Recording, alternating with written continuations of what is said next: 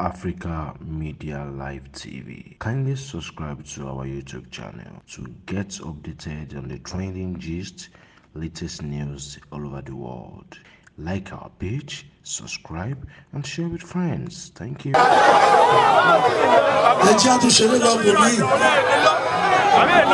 Let's go. Share it ready. Abicamalo.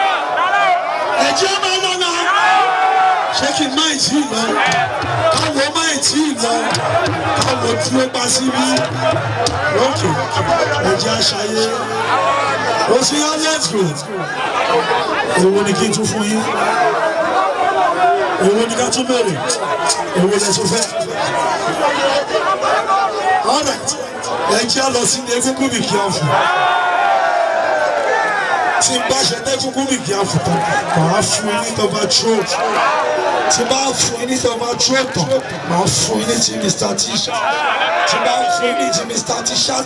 My friend is OBTK. Timbash friend is OBTK. My friend is Judy Bana.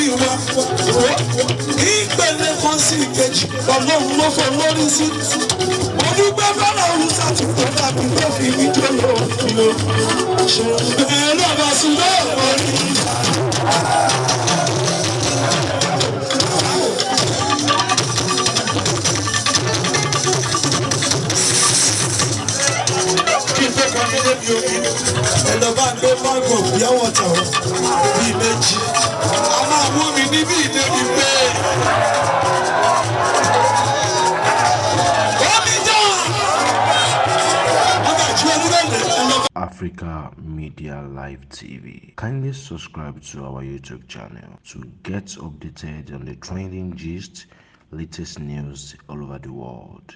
Like our page, subscribe, and share with friends. Thank you.